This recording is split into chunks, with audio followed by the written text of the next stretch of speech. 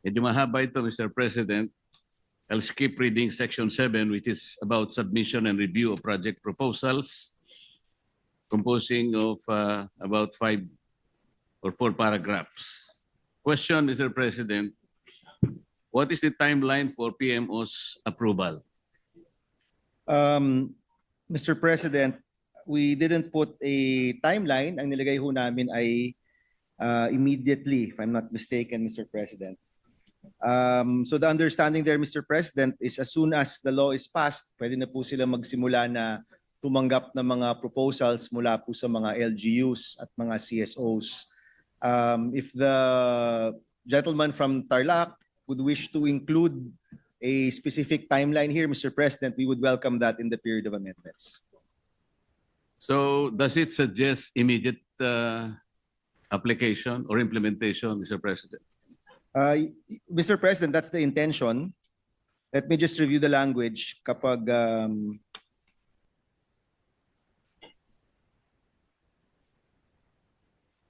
Mr. President, we included the word immediately in the special provisions in the GAA, but we did not include it here, Mr. President. So if you wish, Mr. President, we can include a word or phrase that refers to expediency in Section 7, Mr. President. Thank you, Mr. President, for the accommodation. How do we ensure that this process will not be a source of bottleneck in the approval process? Imbes na maengganyo ang private sector na sumali, baka mas lalo pa silang nagalit sa gobyerno, Mr. President. Yes, Mr. President.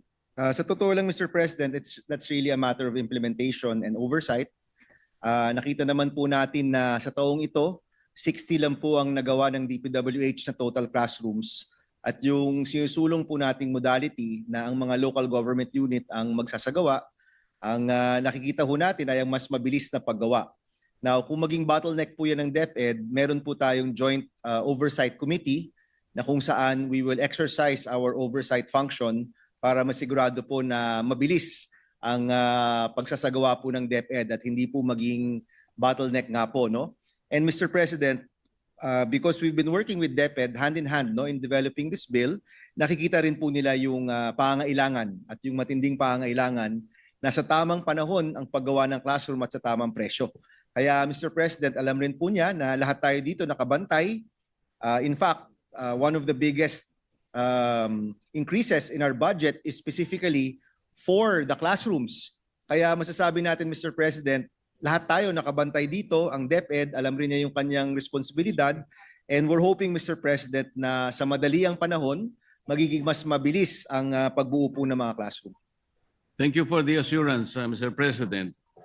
Now, in regard to the classification of classrooms, the committee report differentiates the types to be built under the classification of the Classroom Acceleration Program into 2. Category B refers to classroom buildings designed to withstand a wind load up to 270 kilometers per hour, and Category D, which refers to classroom buildings designed to withstand a wind load up to 340 kph. Mr. President, with increasingly stronger typhoons visiting the country every year, is it worth creating a difference in wind load? Yes, Mr. President. In fact, we intend to amend this section during the period of committee amendments at ilalagay na lang po natin na susunod po tayo sa standards ng DepEd. Currently, Mr. President, itong Category B at Category D ang ginagamit ng DepEd na batayan para po sa mga classrooms. But just a few weeks ago, nagkaroon po ng classroom summit ng DepEd at nabanggit na rin po doon yung presyo at yung standards, and we will just be adopting that, Mr. President. So ito pong Section 10 will be simplified at intention po namin na gawing mas simple po itong Section 10, Mr. President. So mawawala rin po itong Category B and D. Ilalagay na lang po natin to follow the standards of the Department of Education that they can update every year, Mr. President. Mas maganda po siguro, Mr. President, kung gawin na lang natin na Category D lahat kasi ito ang pinakamalakas naman na inaasahan na bagyo ay 340 kilometers per hour. Yes, Mr. President. Who shall make a determination as to what type of classification of classrooms shall be built in the area, Mr. President? Ang DepEd po, Mr. President, meron siyang minimum standards, performance standards na sinusunod per area. Alam din po ba ng DepEd yung mga data tungkol sa wind load o pressure? Yes, Mr. President, because kapag gumagawa po ng mga buildings sa mga iba't ibang lugar po, meron po talagang batayan, no? Ang pangangailangan po ng mga buildings po doon at sumusunod po ang DepEd po doon. Mr. President, ayon po sa Philippine Institute of Development Studies report, isa sa mga lugar na may pinakamalalang classroom congestion ay ang NCR. At ang naging tugon dati ng DepEd dito sa lumalalang classroom shortage ay planong pagpapatayo ng medium to high-rise school buildings. Opo. Ang tanong po, mayroon na bang naging follow-up tungkol dito? Mr. President, sa totoo lang po, this year wala kasi 60 lang po ang nabuo ng Department of Education. Ang pangangailangan po sa NCR ay ano po talaga, no? High-rise na po siya at lampas na po siya dun sa cost per classroom, no? However, Mr. President, we did include in the bill, and this is from Senator Lacson's interpellation, a provision for lease and purchase of buildings outright. At posible, Mr. President, na itong pagbili ng mga building na gawa na unoccupied or pagrenta sa mga building ay maaari pong solusyon dito po sa NCR. Yung mga ibang syudad rin po sa NCR na mas may kaya ay posible rin pong gumamit ng sarili ng pondo para po sa pagtatayo ng classrooms, Mr. President. Kasi lumalabas po, Mr. President, above 5 floors, practically 7 million pesos per classroom na po yung presyo.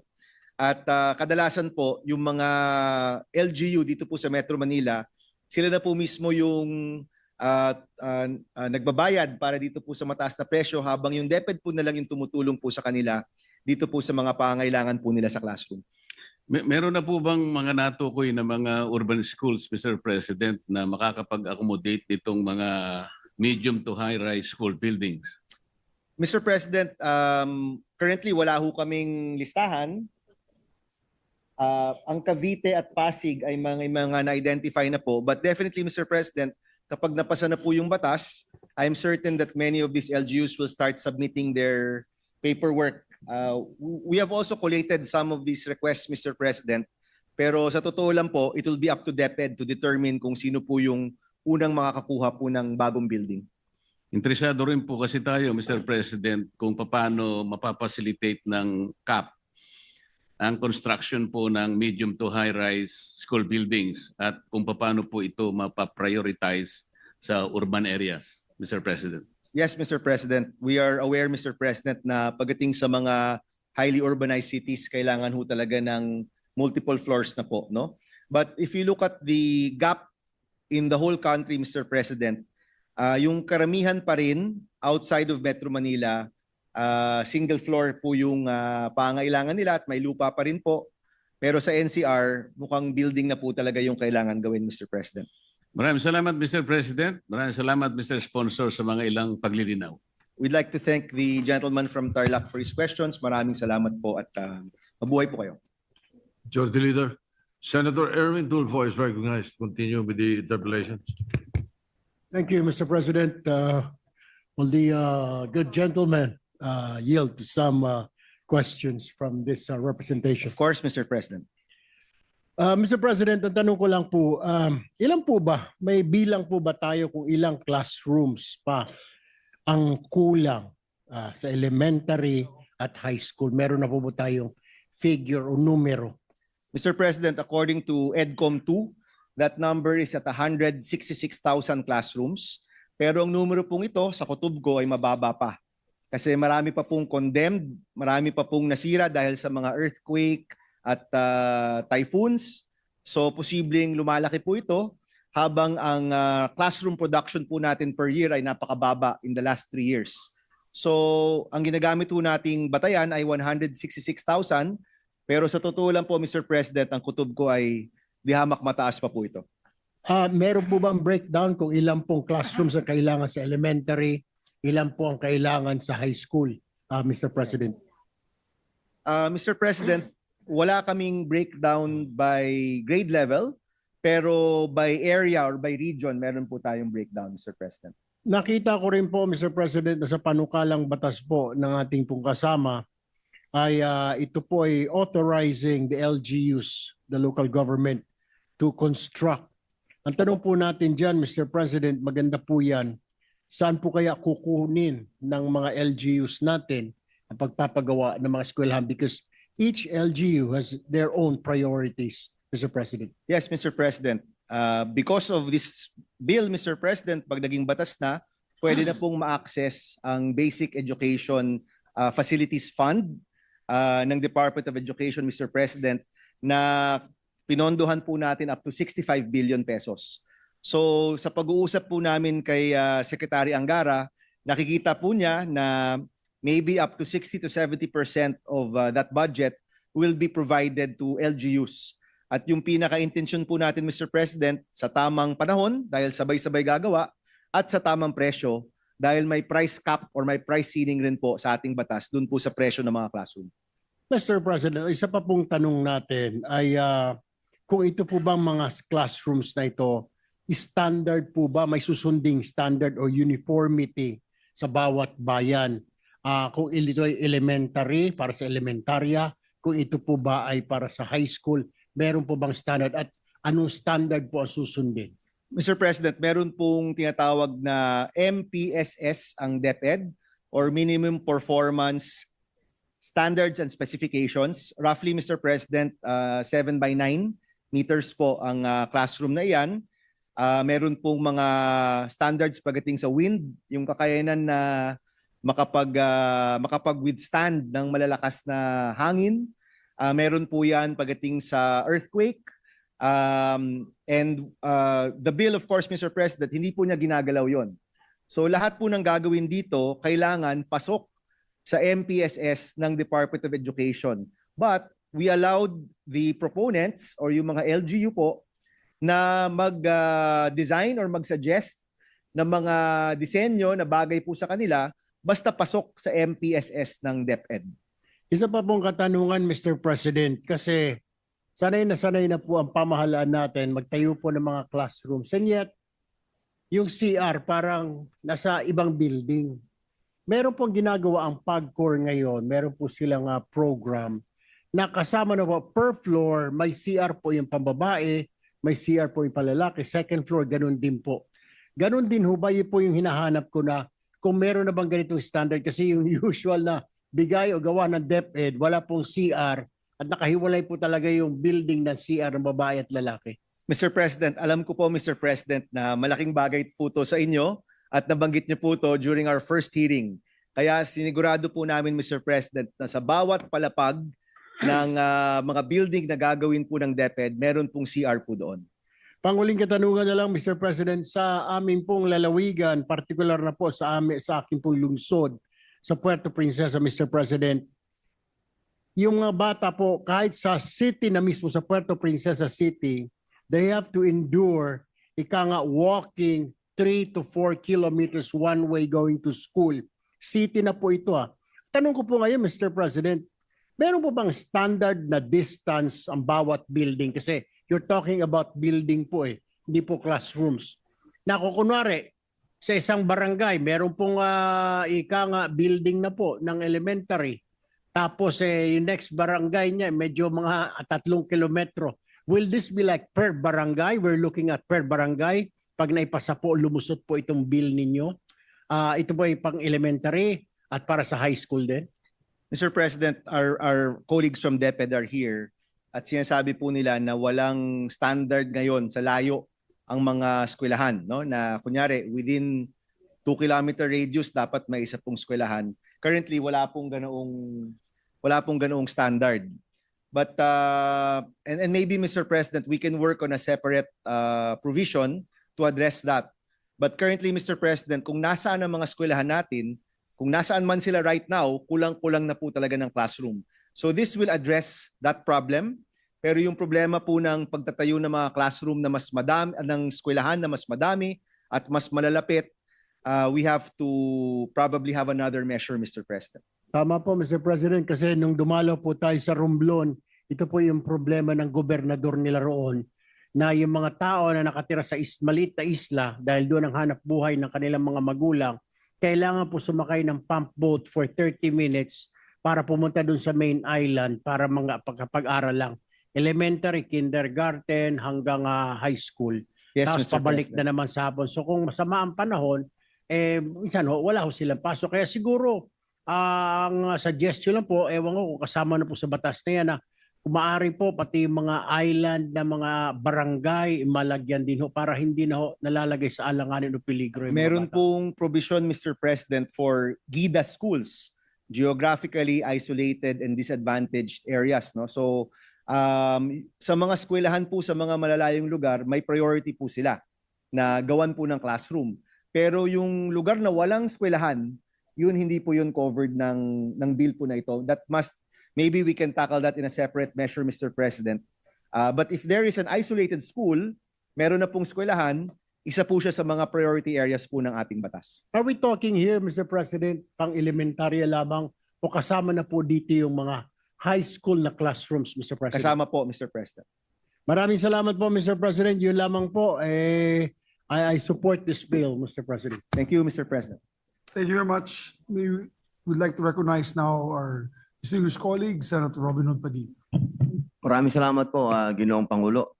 Meron po sana akong konting katanungan sa ating Of course. pong idol sa education, Senator Bam Aquino. Sir President, it would be my honor to answer questions from the gentleman from Camarines Norte. He has always been supportive of all of our measures, Mr. President. Maraming salamat po. Ito pong mga katanungan na ito ay pagsuporta po sa inyong panukala. At hinihingi lang po ng mga paglilinaw yung ating pong mga kakampi po ninyo. Opo. Kakampi po natin. Una po ay kasama po ba dito ang prioridad ba ang BARM? Kasama po ba dito? Bagamat Yes. meron pong sariling DepEd, ang BARM, kasama po ba sila dito? Yes, Mr. President, kasama po. Pati po ba In fact, yung... Mr. President, if I may add, Opo. ang BARM ay isa sa pinakamataas rin po na kakulangan ng classroom at Opo. 13,237 classrooms. Pang ano po yun? Third largest deficit po sila, Mr. President. Opo. Pati po ba ang mga katutubo? Kasama po sila? Yes, Mr. President. Yung pong mga lugar na alam niyo po, lagi po naming, alam niyo po ito. Pagka meron pong conflict sa isang lugar, dinadala po ang nagiging parang evacuation area, Ang mga eskwelahan. yung pong mga eskwelahan. Opo, Ang Mr. tanong po namin, magkakaroon po ba ng pagbabago sa ganitong naging practice na? Kasi nung may nangyari pong ganyan, sasabihin ko na po kung saan, ito po ay sa BARM din, nagkaroon po ng gulo, dinala yung mga kanyon doon sa tabi ng paaralan. Kaya po tuwing kinakanyon, yung kalaban, yung mga terorista, naaamoy po nung mga bata, bukod po sa sakit sa tenga nung kanyon, naaamoy po nung mga bata yung pulbura, nagsusuka po sila. Pwede po bang magkaroon ng provision dito sa inyong batas na wag na pong ginagawa yun? Na sana wag nang doon nila dinadala yung mga kanyon nila at sana hindi na rin doon ini-evacuate yung mga tao? Well, Mr. President, sa totoo lang, nandito po yung kasama ko sa DepEd. Pwede bang mag-call a friend lang ako, Mr. President? Opo.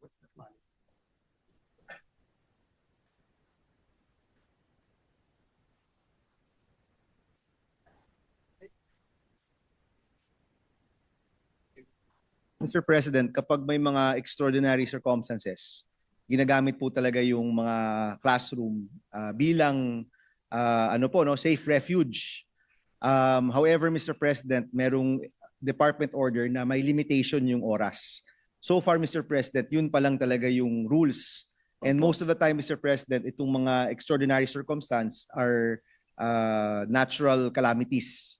Wala pa talaga, Mr. President, na mga patakaran pagdating sa conflict or conflict areas. However, Mr. President, if this is something that we can work on, the committee can work on, palagi ko lang, Mr. President, parang iba yung subject matter dito po sa Opo. bill na ito. But we can have a joint hearing, Mr. President, at linawin po natin kung ano yung patakaran talaga ng DepEd pagdating sa conflict areas, Mr. President. Opo, kasi napakahalaga po niyan na kawawa po yung mga bata. Opo, kahit po magdagdag tayo ng classroom, kung doon din po ilalagay yung mga kanyon, kasi hindi po maiiwasan talaga. Mr. President, Opo. ang pinagbabawal po natin, hindi yung pag-evacuate, kung hindi yung paglagay ng armas. Opo. Okay. Opo, So yung opo. tao, okay lang po yun, Mr. President. Wala pong problema. Yun lang pong yung armas. kasi nagiging lugar po ng kanyunan eh. Okay. Doon po mismo sa paaralan, doon nilalagay yung katabi yung kanyon. Hindi po talaga maganda. Maganda Opo, yan, Mr. opo, President. opo. Maybe we can come up with a joint bill excusing or not allowing our schools to be used during conflict times, no? Opo. Maganda opo. po yan, Mr. President. Opo. At tapos, meron pa po ako. Pasensya na po. Ito po yung para sa ano po natin, panukala. Yung po bang prefabricated classrooms, yun po ba ay isasagawa natin? Kasi mabilis po yun, yung paggawa po nun. Kung pasok po sa price ceiling, Mr. President, wala at sa minimum performance standards ng Department of Education, wala pong nagbabawal sa kanila na magamit po para dito po. Opo. Yung pong mga, alam naman po natin, nakatatapos lang po natin sa isang matinding iskandalo po sa flood control.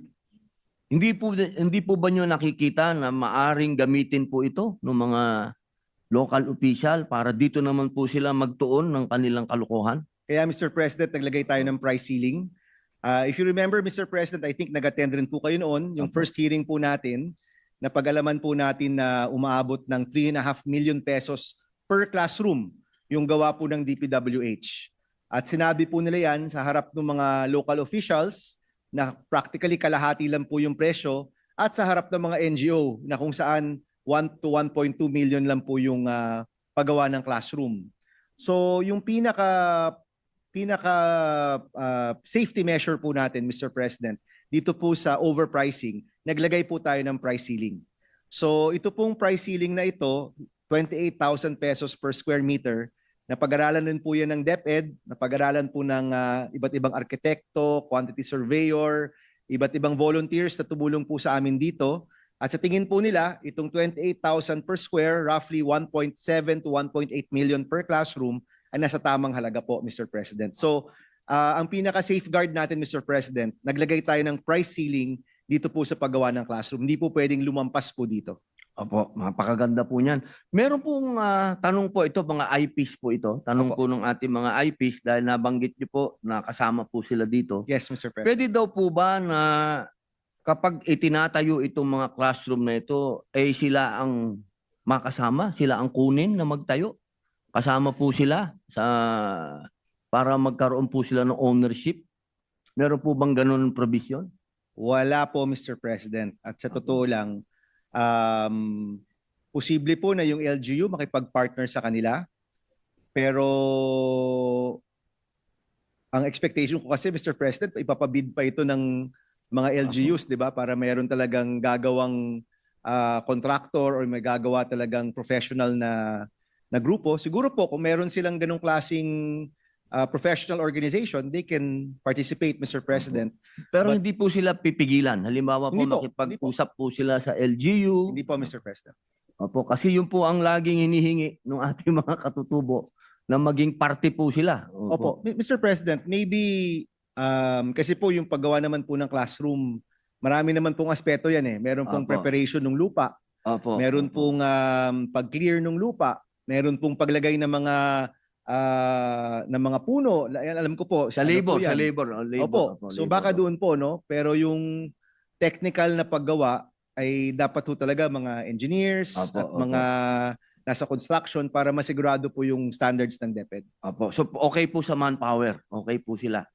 Opo, Mr. President, pero sa totoo lang, Mr. President, we will probably leave that already to the LGU, Mr. President. Opo. Wala po yung, hindi po natin pwede ilagay sa provision na pwedeng kumuha ng katutubo. Pwede naman, Mr. President. Pwede po. We will accept that Maraming amendment. Salamat po. Napakalaking bagay po nun. Napakalaking bagay po. Meron pa po dito, meron po ba tayong civil society organization na pwede pong i-monitor yung local na gagawa ng mga classroom? Opo. Pwede rin, Mr. President. Sa totoo lang, Mr. President, naging mahalaga yung mga civil society organization kasi nakita ho namin na mas mura silang gumawa ng classroom kaysa sa gobyerno. So doon po nagsimula yung tanong kung bakit po tayo umabot po dito. So I'm sure, Mr. President, yung mga gumagawa ng maraming classroom at marami naman pong NGO yan, they can be partners and that's the intention of the bill. Either sila yung kukunin ng LGU or sila mismo yung mag-monitor po nitong programa. So open po. Of Open course, po. yes, po. Mr. Opo. President. Bali, alam ko po, kayo po ang number one na author din ng gusto niyo lahat talaga nakikita dito. Opo, Mr. President. Opo, katulad po ng inyong blockchain. Opo, Opo, natin. kaya alam ko po, alam ko na kayo po yung sumusuporta dito. Panghuling tanong na lang po, yung number one supporter din po ninyo, yung isang artista na sikat, si Ann Curtis, Opo. marami na po siyang naipagawang classroom. Yan po ang kanyang advocacy. Pwede po ba na sa dami po ng kanyang pinagawang classroom, hindi pa po siya nakakakuha ng tax incentive? Okay. Opo. Meron po ba dyan sa ating panukala na pagka ikaw ay nagpatayo ng classroom, ay pwede ka din makakuha ng tax incentive? If I'm not Incentive, mistaken, Mr. President, sa adapted school law, meron na po yan, Mr. President. It's currently a law, Opo. meaning pwede na po siyang mag-avail po noon. Hindi ko lang alam po kung pwede ang isang individual o kailangan po organisasyon. But that's already part of the adapted school law of 1995, Mr. President. Opo. Bali, magkapatid na po yan. Ito pong Adapt a School Program, magiging kapatid na po ito ng Opo. panukala na ito. Parang yun yung lolo, ito po yung apo. Ayun. So pwede po. Sa madaling salita, pwede po siyang maka-avail. No? My understanding, Mr. President, is that it's already allowed by law, no, to avail of incentives.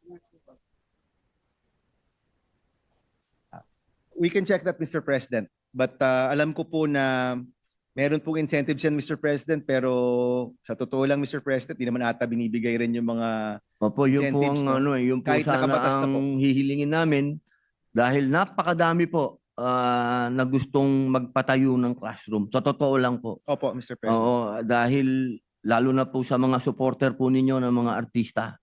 Lahat po yan. Gusto nila talaga magpatayo ng classroom. Yun lamang po kasi kung sa tax pong pag-uusapan, lunod na po ang mga artista sa tax. Kaya napakalaking bagay po nito kung magkaroon po nitong tax incentive na Mr. to. President, if you wish to propose it as an amendment, Mr. President, we can tackle it during the period of amendment. Yun lamang po. Maraming salamat po, Ginoong Idol sa edukasyon. Thank Maraming you. salamat. Thank you, Mr.